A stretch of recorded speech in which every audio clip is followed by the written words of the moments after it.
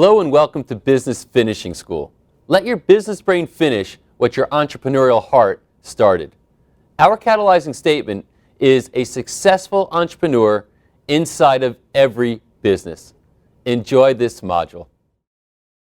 Hello and welcome to Module 33, Philosophy and Business. This is part one of a three-part series. We're very excited about this because think about it. A PhD is a philosophical doctorate, right? Well, we're getting to that PhD level now. We're ready to start talking about generalized philosophy and the applications of philosophy in business and how important it is. And I think what you're going to see is that we will start to pull together varying aspects of things that have been taught, but give them these sort of meta themes, these overview themes, which is what mastery is. And being in this program for as long as you've had, this is leading us towards that mastery. So first, I want to talk about philosophy in a generalized context and how important it is.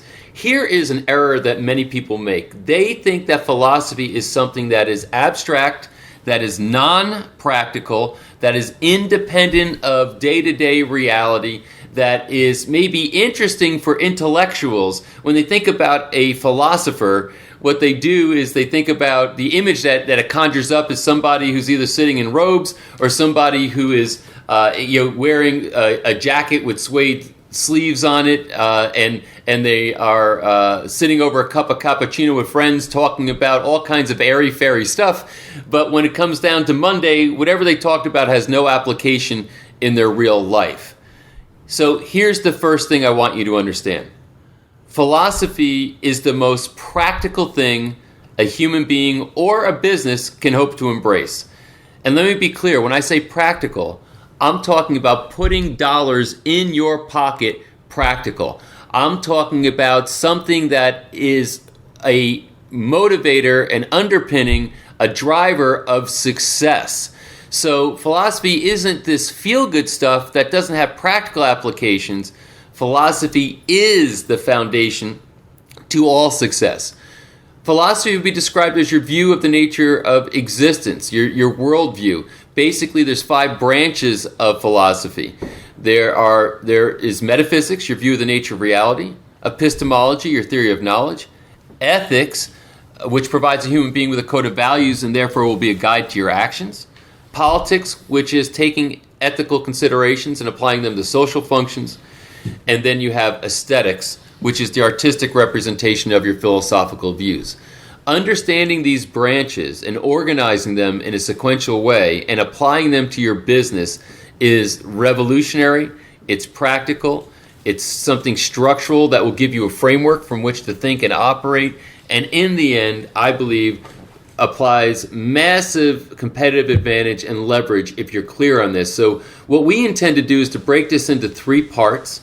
And the first part, what we're going to talk about, is one of the most important philosophical principles I've ever heard, which comes from Ayn Rand. And if you're an entrepreneur, you probably know of Ayn Rand, her book, which is a almost required reading for all entrepreneurs. The Fountainhead, of course, but also Atlas Shrugged, her better-known book. And she also has a lot of nonfiction writings on business and philosophy that I think everybody should go out and pursue. So if you are looking for a reading list, I would say pick up stuff from Rand. Understand its applications in business. She describes it very well. As a matter of fact, I was just listening 2 days ago when I was working out to a lecture that Rand gave about business, the philosophy of business, which was just startling to me how brilliant it was. But here's what her premise was that I think is very critical. Contradictions lead to destruction. The amount of destruction will be relative to the level of contradiction. So what it amounts to, the opposite way to say that, congruency is a driver of success in business. Contradictions weaken a business, congruency strengthens a business, and everybody has some degree of contradiction. We're never perfect, we're never 100% contradiction free, but what our job is to identify contradictions and remove them when we find them. So our goal here in part 1 of this series is to talk about the nature of contradiction in business. Let me dig a little bit deeper into one of the areas which is an area of the first branch of philosophy known as metaphysics, and explain it and understand that this is where our premises are formed and where we can use metaphysics as a tool to identify contradictions and eliminate them. Metaphysics is defined as your view of the nature of reality, or your view of the nature of existence. In essence, metaphysics asks the question, where am I? What is this place? What is the nature of reality?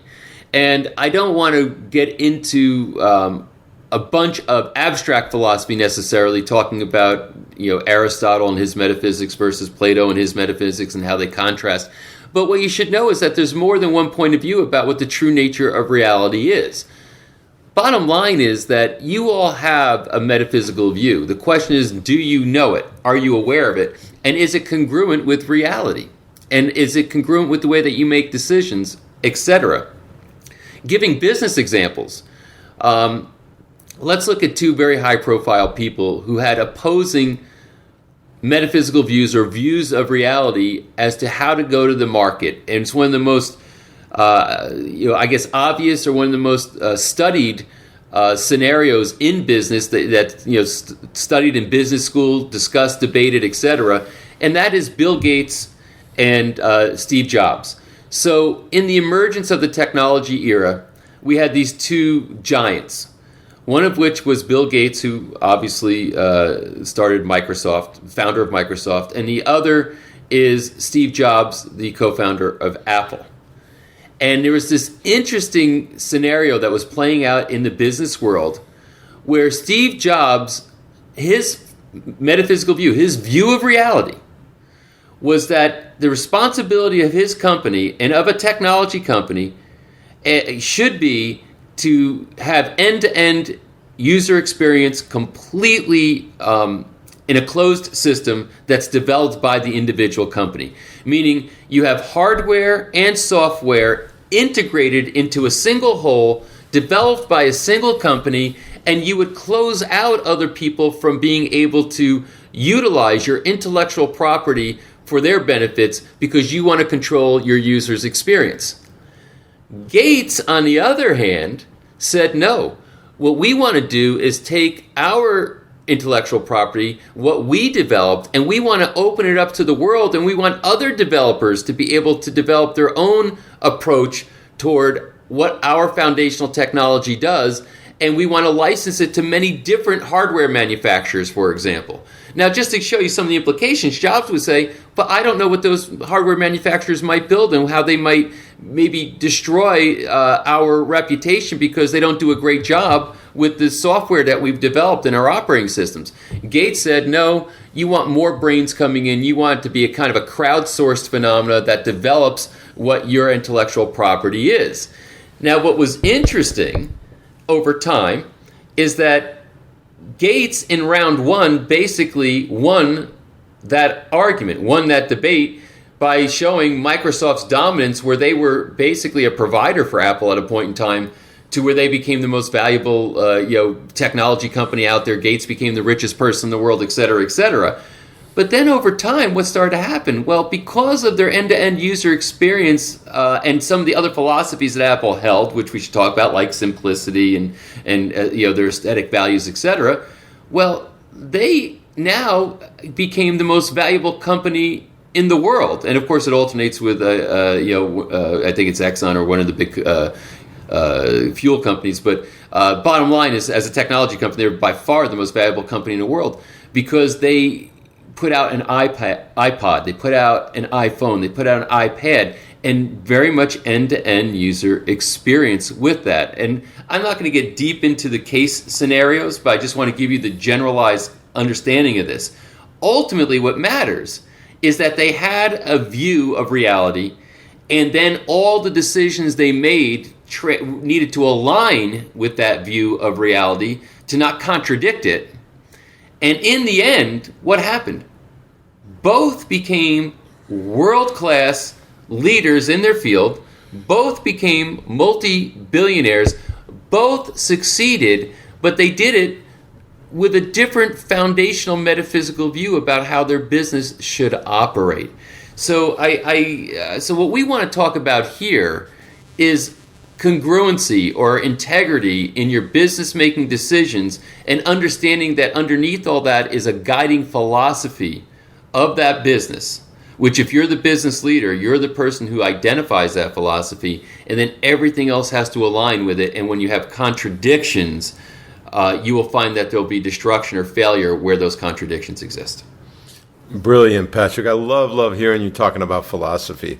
Here's the bottom line. When we go to our twice a year boot camp, one of the things we focus on as a foundational component is the business frame. And the business frame is one page, starts with the purpose of the business, then the catalyzing statement, then the values, then the business strategy, then the long-term objectives, and the short-term objectives. It fits on one page. One of the things that you just demonstrated is Bill Gates had his frame for how he wanted Microsoft to be. Steve Jobs had his frame. The difference between those two men and most business owners is most business owners are pliable. They're variable. They chase blinky shiny. They hear about a new software or a new idea, and they're willing to abandon their frame, or in this case, their philosophy. And here's the bottom line. No matter what your philosophy is, as long as it's well thought out and you put it in the context of your business frame, which I just described, over time, whether you're Bill Gates, Steve Jobs, or Bob Smith, and Bob Smith is a name I just made up, as long as you continue to beat the drum of your philosophy, and it's a sound, congruent philosophy, you will create a great entity over time. But when your level of congruence diminishes, where you start doing things that are contrary to your stated beliefs, or contrary to your stated purpose, or contrary to your objectives, etc., what happens is you start undermining your business frame, which undermines your business, which adds complexity, which adds confusion. And I see so many businesses where the clients are confused, the employees are confused, the community is confused, and ultimately the business owner is confused. So joining this word philosophy, which is a fuzzy word, which Patrick just added a tremendous amount of context to, joining philosophy and business through this program and the business frame will add so much simplicity, probability, and leverage to you, you can't imagine, unless you're one of those people that calls me up and says, I did the business frame, I've been doing the modules, my revenue tripled. I love stories like that, because what that person did is they eliminated the incongruencies in their business and their life. They took a philosophical point of view, applied it to their business, and lo and behold, it was a lot easier than they thought it would be.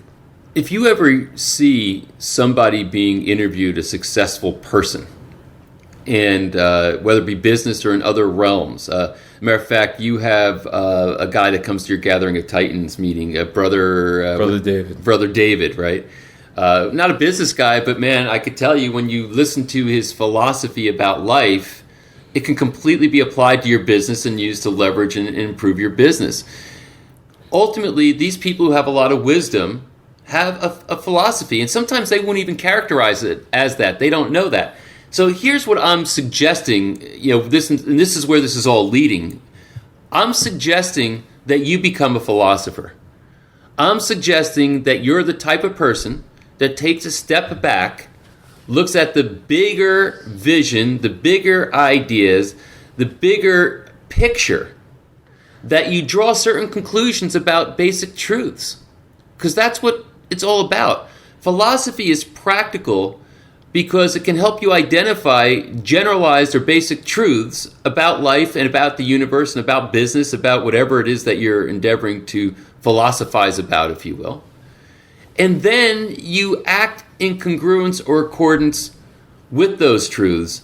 And secondarily, and this is another big part of that growth, ladies and gentlemen, is that you also are aware enough to know that when you have a contradiction, that you can avoid it. Let me give you an example of what I mean, because this might ring through to you. This might actually, you might say, well, how would I start to recognize these contradictions or these incongruencies?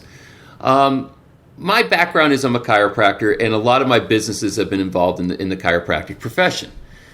And I have many thousands of clients who I've served in a variety of ways that are chiropractors.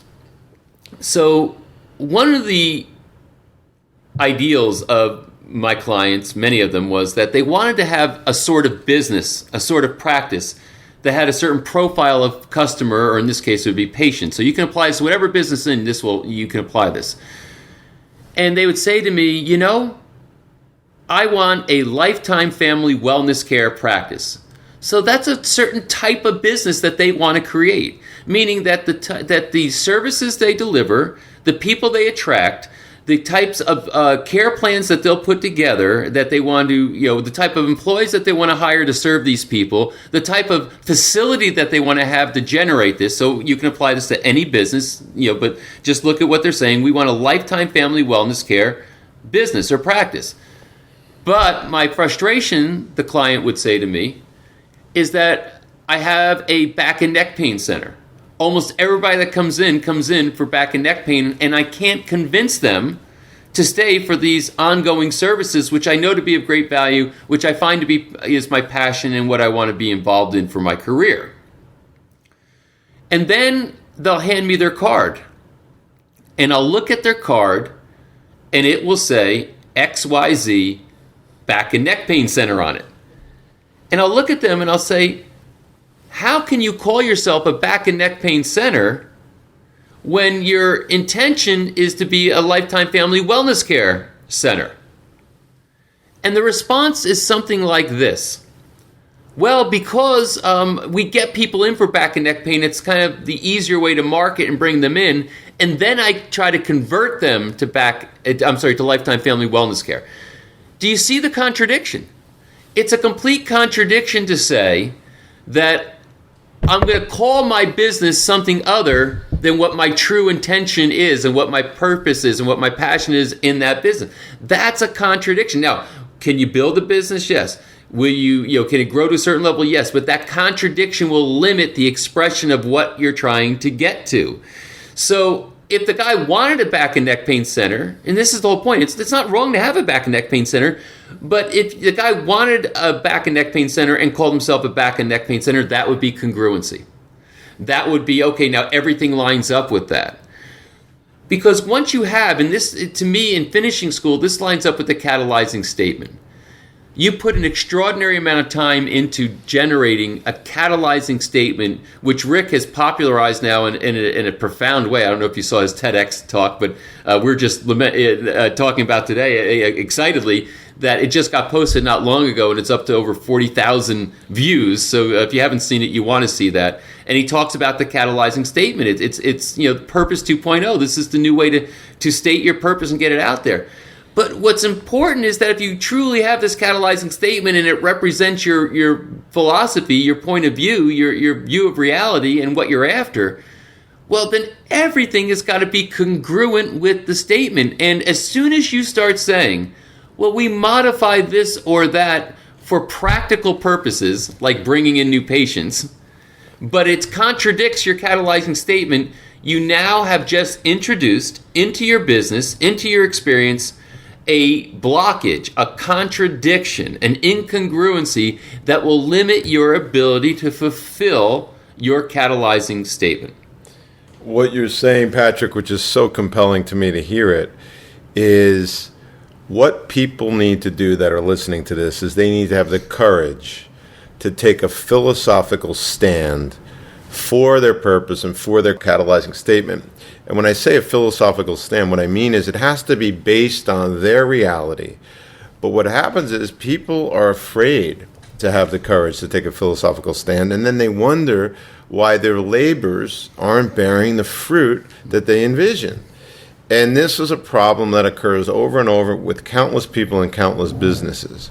So I'm going to begin the wrap up of this module right now by saying, have the courage to spend some time to think about how you want your purpose and your business to be imprinted on the world, take a philosophical point of view. Think about it. Do some research on philosophy.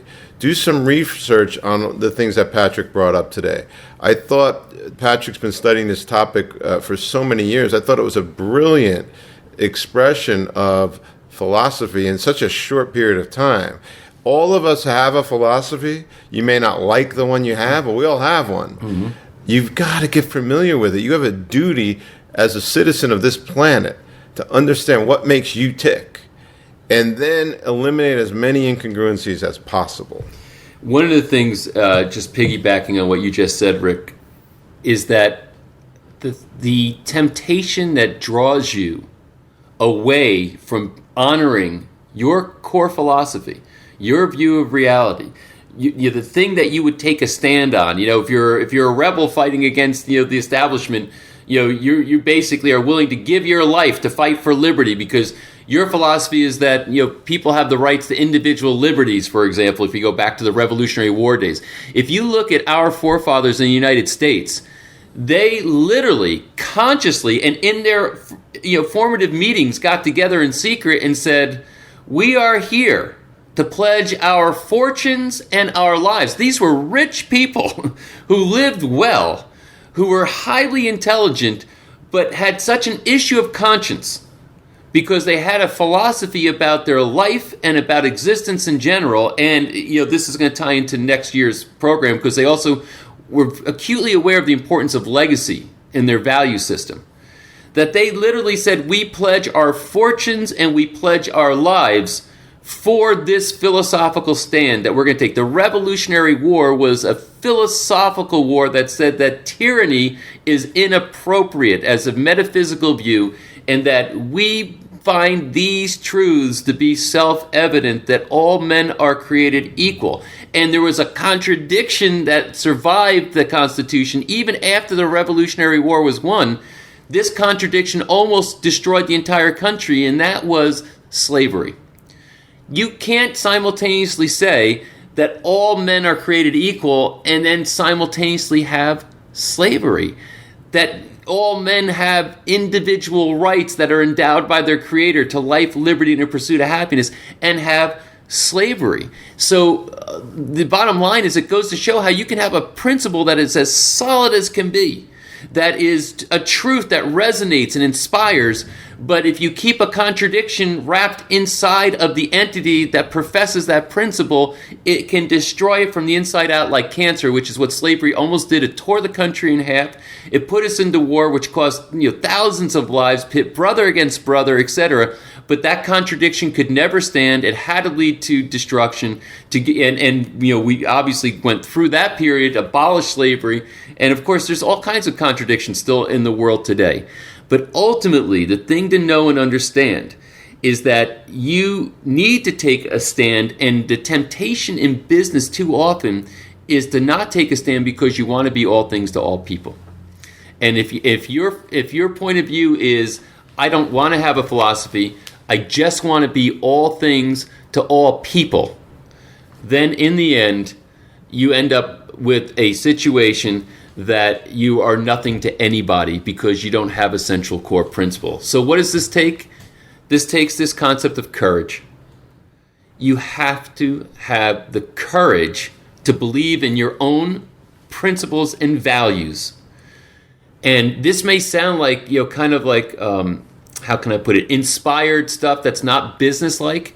Let me tell you something. It's the opposite. This is what true business is. You are a person, an entrepreneur, who has to have the courage to say that I have values. I have a point of view about the world. I want to add value to this world. I'm going to organize an entity that is going to be my legacy entity, that's going to employ people, that's going to give people a purpose in their life too, that's going to serve people out in the world, and that's going to make a difference, and quite frankly, and we'll get into this in the next section, and is something that should bring me great wealth because of the value that it adds to other people's lives. So we'll get into business ethics and talk about that. But in the end, philosophy inspires, philosophy organizes, philosophy gives you courage, philosophy gives you the clarity to take a stand. And when you become a philosopher of business, now you've mastered business. So we're excited about these segments in year 3 here, these 3 philosophy and business segments. We've just completed part 1, and we look forward to bringing you part 2. So with Rick, I don't know if you have a final word before we close out. Amen, my brother. I love that. Well, I'm right there with you. So as always, we love being with you guys. I hope you stay inspired and that you're being inspired by this and that you'll take action on what we're talking about. Look forward to talking to you next month. This has been Module 33, Philosophy and Business, Part 1. Let your business brain finish what your entrepreneurial heart started.